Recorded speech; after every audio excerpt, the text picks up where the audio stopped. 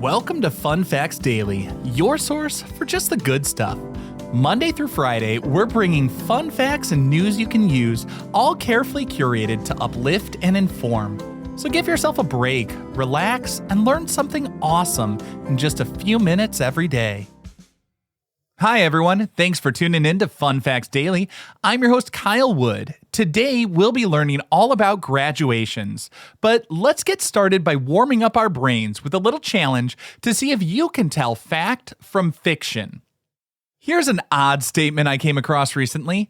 The tradition of wearing a cap and gown for graduation started because early universities were so cold, students needed them to stay warm.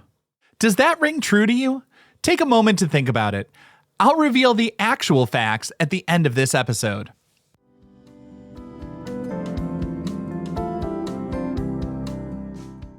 Now, our word of the day. Today's word of the day is regalia. Regalia refers to the distinctive clothing and symbols worn by people to indicate their official position or to mark a special occasion, such as a graduation. In the context of graduation, academic regalia includes the cap, mortarboard, and tam, gown, and often a hood. The word regalia comes from the Latin word regalis, meaning royal or of a king. Originally, it referred to the emblems, symbols, or privileges of royalty, like the crown and scepter. Over time, its usage expanded to include the formal attire of any high office or special ceremony.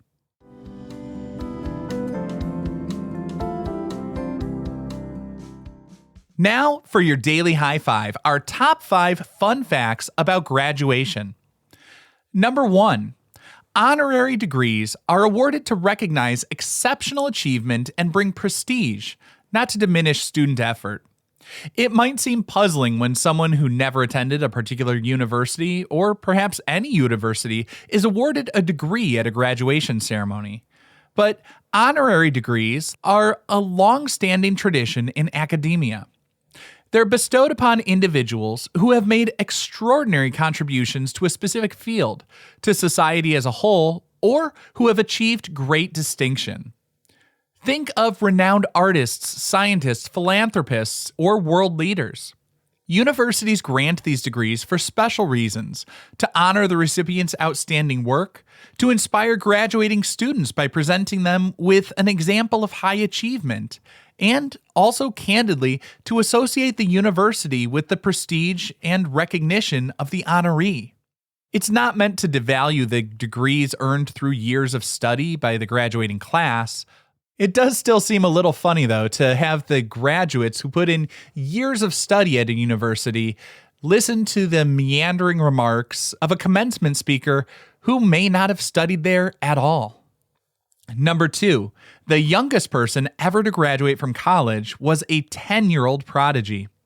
Michael Kearney holds the Guinness World Record for the youngest college graduate. He obtained his bachelor's degree in anthropology from the University of South Alabama in June 1994 at an astonishing age of just 10 years and 4 months. His academic journey was extraordinarily accelerated.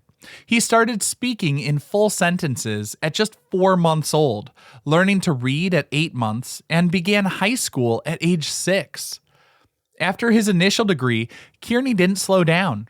He went on to earn multiple master's degrees, including one in chemistry from Middle Tennessee State University at age 14, and another in computer science from Vanderbilt University at age 18. His exceptional intellectual abilities allowed him to navigate higher education at an age when most children are still in elementary school, making his achievements a remarkable and rare feat in academic history. Number 3. On the other end of the spectrum, a 99-year-old man finally received his college degree nearly 80 years after dropping out during the Great Depression. Leo Plass of Oregon officially became a college graduate at the age of 99 in 2011, receiving his associate's degree from Eastern Oregon University.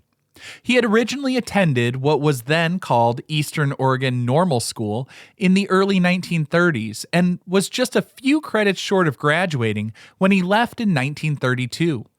During the Great Depression, a logging job offered $150 a month, a significantly better prospect than the $80 a month a teaching salary would provide.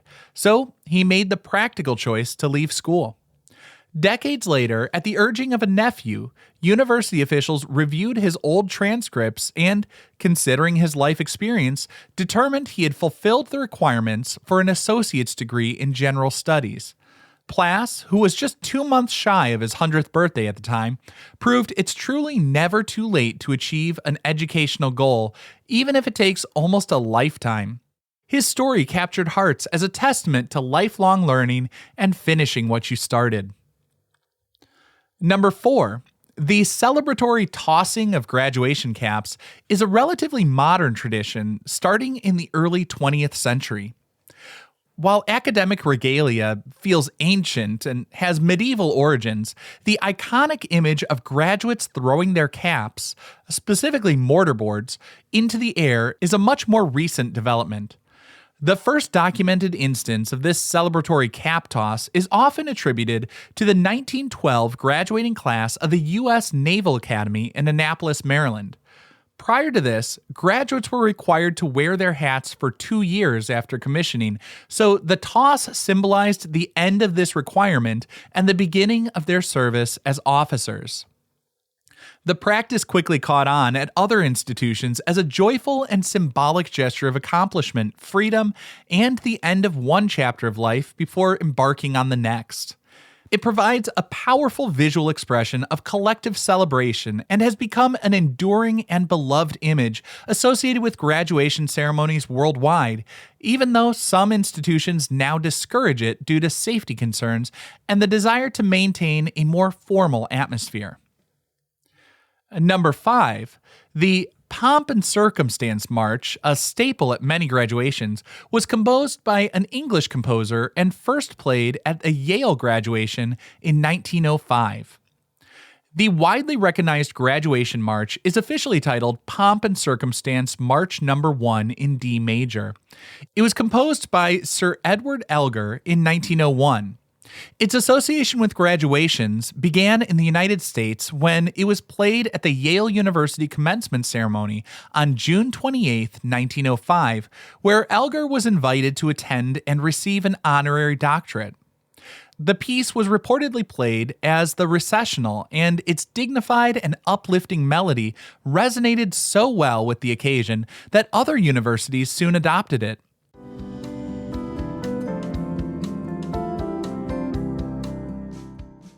Now it's time for news you can use.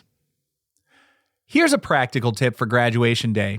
If you're wearing a gown, consider attaching a small weight like a few coins taped together to the inside hem of your gown near the zipper or front opening if it's windy. This little hack can help prevent your gown from flying open or billowing unflatteringly in a breeze, especially during outdoor ceremonies or while taking photos. It's a simple way to ensure you look your best and feel more comfortable without having to constantly adjust your attire, allowing you to focus on enjoying your special day.